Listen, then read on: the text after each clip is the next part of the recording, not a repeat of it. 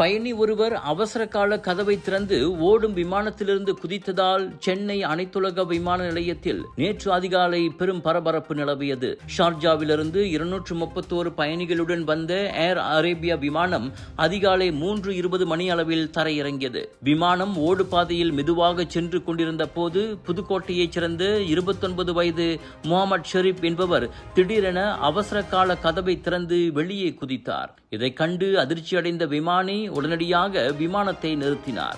இந்த சம்பவத்தால் பாதுகாப்பு கருதி முதன்மை ஓடுபாதை 1 மணி நேரத்திற்கும் மேலாக மூடப்பட்டது. இதனால் லண்டனிலிருந்து வந்த ஓர் அனைத்துலக விமானம் பெங்களூருக்கு திருப்பிவிடப்பட்டது.